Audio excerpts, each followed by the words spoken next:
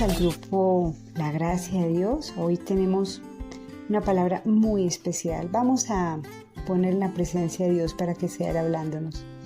Padre maravilloso, te doy las gracias por esta hermosa palabra que sé que va a llegar a mi corazón y va a tocar las fibras de mi alma.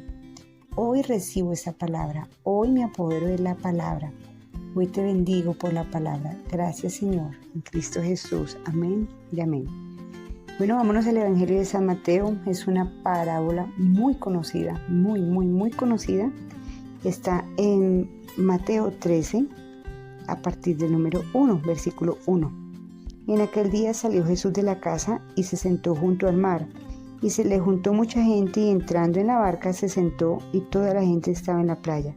Y les habló muchas cosas por parábolas diciendo: He aquí el sembrador sale a sembrar. Y mientras sembraba, parte de la semilla cayó junto al camino, y vinieron las aves y se la comieron. Parte cayó en pedregales, donde no había mucha tierra, y brotó pronto, porque no tenía profundidad la tierra. Pero salió el sol y se quemó, porque no tenía raíz, y se secó. Y parte cayó sobre los espinos, y los espinos crecieron y se la ahogaron. Pero parte cayó en buena tierra y dio fruto, el cual al 100, al 60, al 30 por uno. El que tiene oídos para oír, oiga. Esta parábola es muy conocida. Pero ¿qué sucedió después de que la dio a las multitudes? Los apóstoles le dijeron, entonces acercándose los discípulos le dijeron: ¿por qué les hablas en parábolas? Y respondió y les dijo: porque a vosotros os he dado saber los misterios del reino de los cielos, mas a ellos no les he dado. Y esto es una bendición gigante. Nosotros somos los escogidos para recibir los misterios. ¿Qué es un misterio? Es algo secreto, es algo oculto. Y entonces el Señor Jesús les hablaba en parábolas, pero a nosotros nos está hablando clarito. ¿Y esto qué es? Que nos apoderemos de la palabra. La palabra tiene poder, la palabra tiene revelación, la palabra transforma todo, las circunstancias. Pero ¿qué sucede? Nosotros escuchamos la palabra y pasa, muchas veces nos está pasando lo que le pasó aquí al que sembró. Dice, mientras sembraba, en el capítulo 13, versículo 4, mientras sembraba, parte de la semilla cayó junto al camino, y mientras las aves la comieron. Pasó el viento y pasaron las aves y se la comieron, se le robó la palabra. ¿Quién? Las tinieblas. Y así nos pasa. Llega la palabra a nuestra vida, a nuestro corazón, el Señor la manda y después, ¿de qué hablaron? Ni idea. ¿Qué dijeron la palabra? No me acuerdo. Yo la verdad no le puse ni mucho cuidado. ¿Por qué? Porque la verdad ni siquiera llegó a nuestro corazón, ni siquiera tuvo tiempito de ser sembrada, sino que llegó una vez y ¡pum!, se la comió, se comió la semilla, y esa semilla era poderosa. Entonces tenemos que empezar a hacer conciencia de la importancia de coger la palabra, meditar la palabra, masticar la palabra y empezar a decir: esta palabra es mía y esto es para mí. Pero ¿qué sucede? Cuando viene la dificultad, que todos pasamos por dificultades, unas de una forma, otras de otra, sean de salud, económicas, sean de relaciones, viene la dificultad al ser humano. ¿Y qué sucede? ¿Qué le pasa al ser humano? Viene miedo. Nada más cuando el médico dice: bueno, esto es de cuidado, hay que tener cuidado con estos exámenes, o acá hay un diagnóstico que no me gusta, hagamos una segunda evaluación. ¿Qué hay en el corazón de uno? Miedo. O cuando llega una llamadita del banco, sí, buenas, o llega una carta de una citación judicial, hay miedo en el corazón.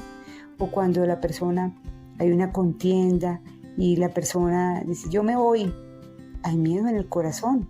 O cuando lo llaman a uno y lo llama el jefe y venga para acá que necesito hablar, hay miedo en el corazón. Entonces el ser humano sufre de miedo, pero como no conocemos la palabra, el miedo se va apoderando de nuestros corazones, de nuestro pensamiento.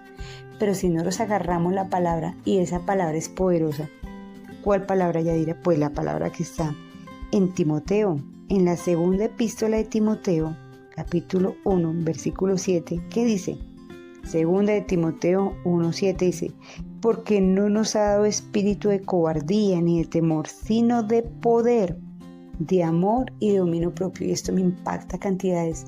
Dios dice, ¿sabe qué? Yo no les doy a ustedes el espíritu del mundo. El espíritu del mundo es miedoso, todo asustado, todo inseguro. No, el espíritu que ustedes tienen es de poder, para decir, esto no es así. Preste, yo lanzo la palabra y la cambio esas circunstancias, porque tenemos el poder para cambiar las circunstancias del clima, tenemos el poder para cambiar las circunstancias de la enfermedad, tenemos el poder para cambiar las circunstancias financieras, no solo las de nosotros, las de todo un país, las de toda una nación.